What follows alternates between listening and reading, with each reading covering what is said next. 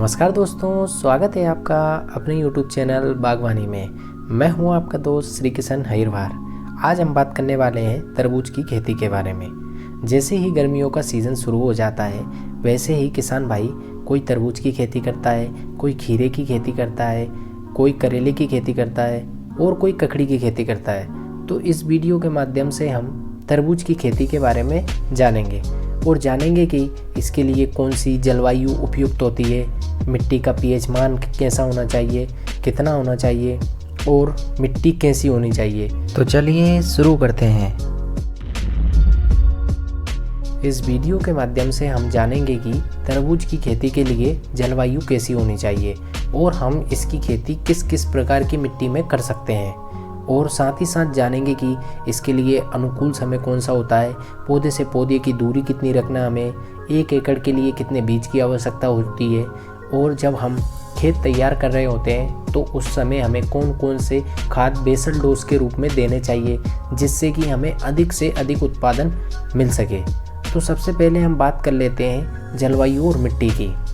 जैसा कि आप सभी जानते हैं कि गर्मियों का मौसम शुरू हो गया है और ये गर्म मौसम वाली फसल है, मतलब कि इसको फरवरी से लेके मार्च के महीने में लगा सकते हैं। तो इसके लिए जो बेस्ट ग्रोथ के लिए जो तापमान माना जाता है वह 30 से 35 डिग्री माना जाता है, और कम से कम 20 डिग्री तापमान भी चलेगा और अधिक से अधिक 40 डिग्री होना चाहिए। अगर आप बीज की बुवाई कर रहे हैं तो बीज की बुवाई के लिए बेस्ट टेम्परेचर 25 डिग्री से ऊपर होना चाहिए। अगर 25 डिग्री से कम होता है तापमान तो उससे बीज में जो जर्मिनेशन होता है या अंकुरण होता है वो कम होता है। तो इसलिए इसके लिए जो जर्मिनेशन के लिए, अंकुरण के लिए जो तापमान होता है वो 25 डिग्री से ऊपर होना चाहिए।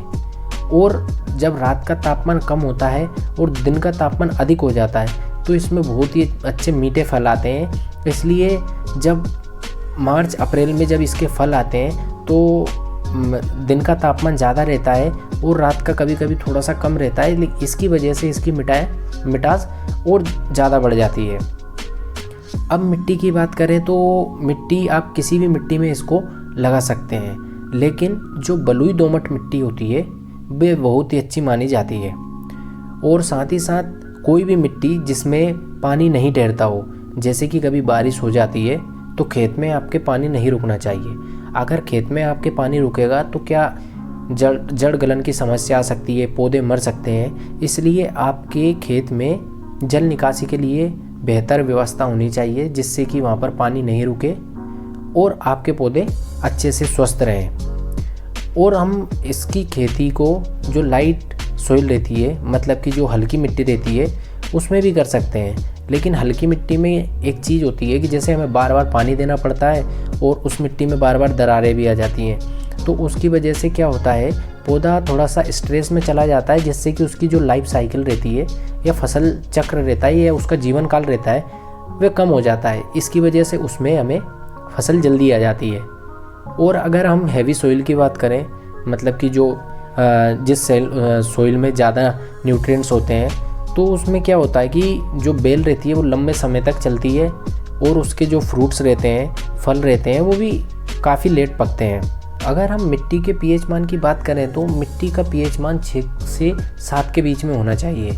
अगर मिट्टी का पीएच मान 6 से कम होता है तो मतलब कि आपकी मिट्टी है जो अम्लीय हो जाती है, जिसको हम एसिडिक सॉइल बोलते हैं। और अगर 7 से ऊपर हो जाता है पीएच मान तो इसका मतलब है आपकी मिट्टी क्षारीय हो गई है, या उसको हम बेसिक सॉइल बोलते हैं या एल्कलाइन सॉइल बोलते हैं। जिसकी वजह से क्या होता है कि आपका जो पौधा रहता है वो अच्छे से ग्रोथ नहीं कर पाता है।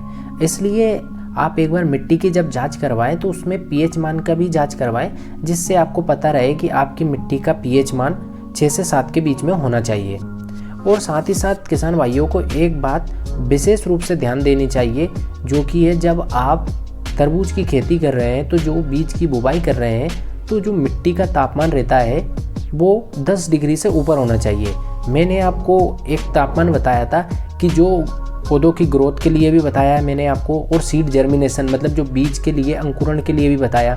अगर वातावरण का तापमान 25 डिग्री से ऊपर है तो भी आपका जो बीज रहता है वो अच्छे से अंकुरित हो जाता है। लेकिन इसमें साथ ही साथ एक चीज़ हमें जो मिट्टी का तापमान रहता है उसको भी देखना ज़रूरी है, क्योंकि अगर 10 डिग्री से नीचे रहेगा मिट्टी का तापमान तो आपका अंकुरण में समस्या आ सकती है। और अंकुरण जो आपका 100 बीज में से मान लो अगर 90% उग रहे होते, जब अच्छा तापमान है, सूटेबल तापमान है, तो कम जब तापमान रहेगा तो आपका शायद हो सकता है कि वो 50% ही बीज उगे, या फिर कुछ बीज उगे ही ना, बिल्कुल ना उगे। तो इसलिए आपको ध्यान देना चाहिए कि जब थोड़ा सा मिट्टी का तापमान बढ़ जाए और वातावरण का तापमान बढ़ जाए तभी जाके आप तरबूज की बिजाई करें, इससे आप अच्छा उत्पादन ले सकते हैं। अब बात करते हैं कि तरबूज की खेती के लिए अनुकूल समय कौन सा होना चाहिए। तो तरबूज की खेती के लिए फरवरी से मार्च का महीना सबसे बेस्ट माना जाता है। इसमें तापमान अच्छे से बढ़ रहा होता है और तरबूज की खेती के लिए हमें गर्म तापमान की आवश्यकता होती है। तो जब फरवरी और मार्च के बीच में बहुत सारे राज्यों में इसकी बुवाई की जाती है और अच्छा उत्पादन लिया जाता है, लेकिन हमारा भारत देश काफ़ी बड़ा है, तो अलग अलग राज्यों में अलग अलग क्षेत्रों में अलग अलग टाइम पर इसकी बुवाई होती है। जैसे कि हम उत्तर भारत के प्लेन्स की बात करें तो यहाँ पर फरवरी मार्च में तरबूज की बिजाई होती है। अगर आप नदियों किनारों की बात करें, जैसे गंगा नदी है, यमुना नदी है, इसके किनारे, या कृष्णा, कावेरी, ये जो नदियां हैं इनके किनारे भी लोग तरबूज की खेती करते हैं, जिसको हम रिवर बेड कल्टीवेशन बोलते हैं।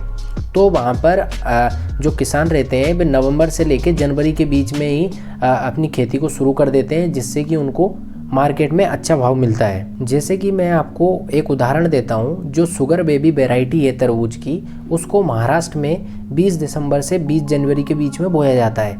क्योंकि उस टाइम पे वहाँ का तापमान उस वैरायटी के लिए सूटेबल है, इसलिए उस वैरायटी को 20 दिसंबर से 20 जनवरी के बीच में बोया जाता है। इससे किसानों को अच्छा उत्पादन भी मिलता है और मार्केट रेट भी अच्छा मिलता है, जिससे उनकी आमदनी बढ़ती है। अब बात करते हैं कि खेत की तैयारी कब करें और कैसे करें। तो मैं किसान भाइयों को एक सलाह देना चाहूँगा, जो भी किसान भाई फरवरी से मार्च के बीच में तरबूज की खेती करना चाहते हैं वे अपनी खेत की जुताई 1 महीने पहले से ही कर लें। इससे क्या होगा, जो भी आपके खेत में जो फंगस है, बैक्टीरिया है या कीट के जो भी अंडे रहते हैं वे जुताई के साथ ही नष्ट हो जाएंगे। और खेत में धूप लगने की वजह से बहुत सारी फंगस और बैक्टीरिया नष्ट हो जाते हैं। इस वजह से आपको 1 महीने पूर्व ही खेत की तैयारी कर लेनी है। खेत की तैयारी आपको सबसे पहले एमबी प्लाऊ करवाएं और उसके बाद आप उसमें कल्टीवेटर चलवा दें, या उसके लास्ट में आप रोटावेटर चलवा के मिट्टी को बिल्कुल बारीक कर लें। और साथ ही साथ जब आप जुताई करवा रहे हैं तो आप 2 ट्रॉली गोबर की सड़ी हुई खाद को भी खेत में डाल सकते हैं।